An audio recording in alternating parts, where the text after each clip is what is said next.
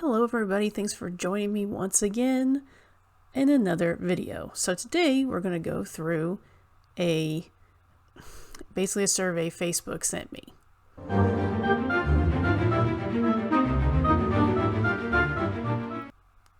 Alright, so we're going to get down to the survey. I'm going to press play and hopefully it plays. So let's see. Here we go.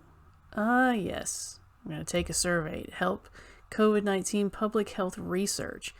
A lot of ways that the government tries to, I'm going to leave it here and you can read it, that the government sees how we're feeling about things is to put out these voluntary surveys through legitimate schools, like the Carnegie school you'll see here at the end.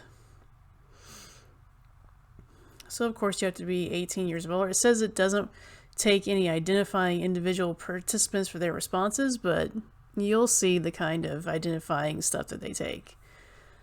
And you can see my answers here. You know, nobody's experiencing anything.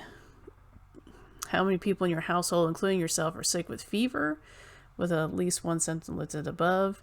0, because I said no on the other ones. How many? And that's kind of like trick questions. They kind of trick you. You can see how I'm filling this out. So how many additional people in your local community do you personally know who are sick with a fever or at least one other symptom from above listed?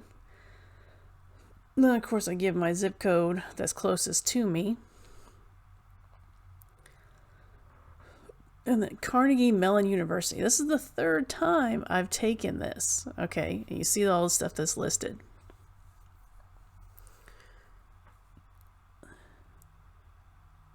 As far as you know, have you ever had coronavirus? No. Have you been tested for COVID-19 in the past 14 days? No. Have you had a COVID vaccination? No. And they give you, you'll see in here, they give you a reason as to when they ask you why you haven't received it as, do you trust the government? So they are trying to gauge how well we trust them. Which of the following, if any, are reasons you definitely wouldn't choose to get a COVID-19 vaccine?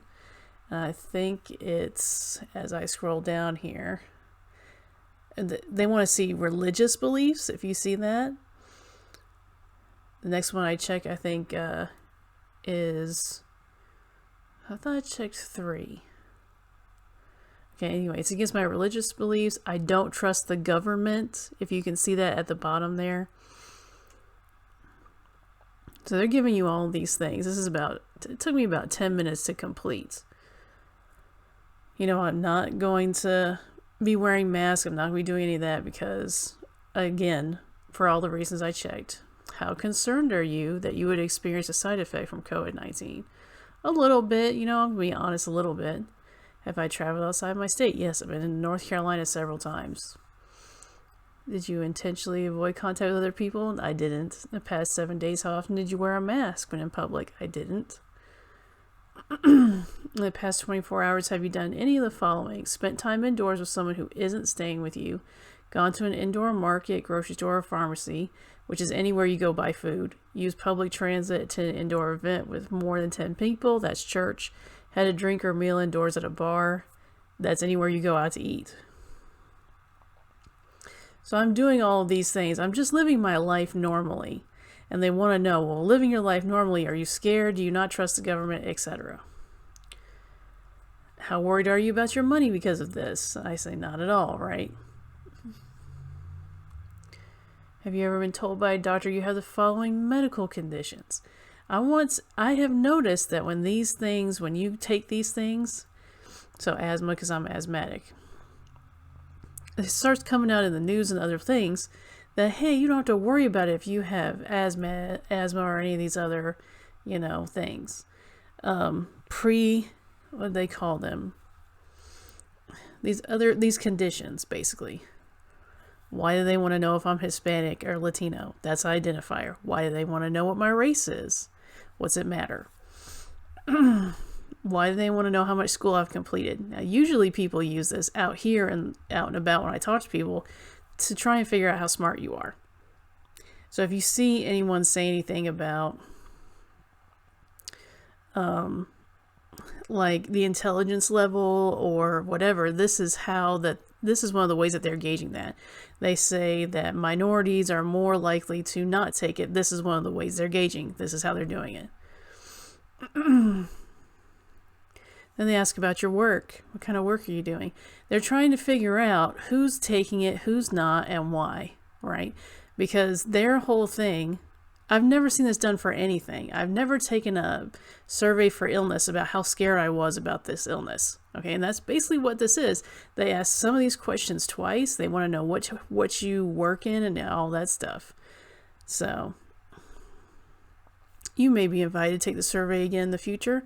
Yep, this will be the third or fourth time I've taken this survey, and every single time I say I'm not scared and I'm living my life the way I want to. And I don't tell them what my race is. I don't tell them what my gender is. So I think here towards the end, there's one more thing I did is I went through and they give you some of the results. And the thing is they've done like 10 issuances of this thing, and they each have different questions. So they kind of, how do I say this? They kind of trip you up a little bit. Yeah, see, 42,000 daily survey participants, 25 million total survey responses, right? This is a summary of results from the selected survey questions. Have you or anyone in your household experienced fever? They're saying that that it's gone up, but of course it's cold and flu season, so COVID-like symptoms has gone up and down, as you can see here.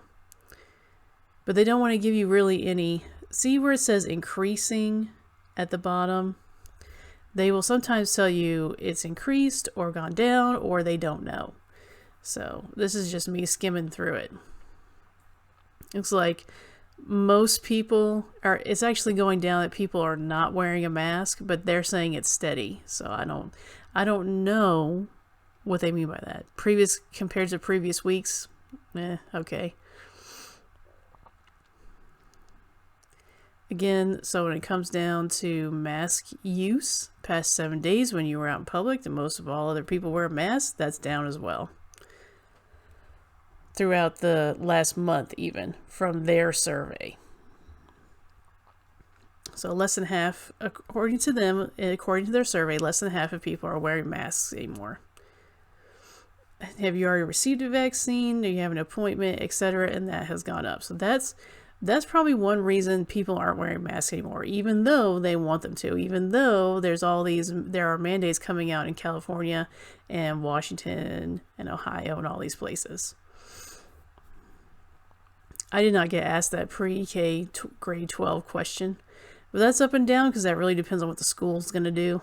It really has nothing to do with like what you want your kid to do. Some people, they want their kid to go to school, and if the school's not open, they can't. So.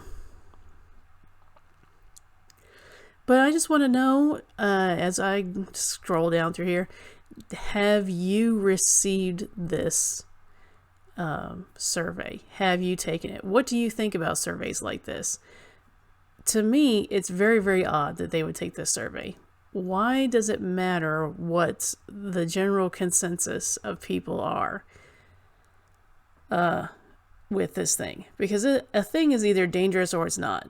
And when it comes to disease, what is true, what's always true when it comes to disease is that for a certain percentage of people, it will be deadly. For a certain percentage of people, it'll be a really bad time. For another percentage of people, it'll be mild. And for another percentage of people, they won't feel it at all.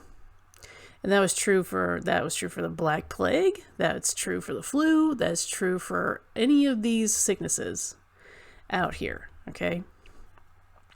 So what are they really trying to do here? I mean, that's just, to me, it's just medical fact. We know this. We know every time a new disease pops up, it's going to take a certain percentage of us out.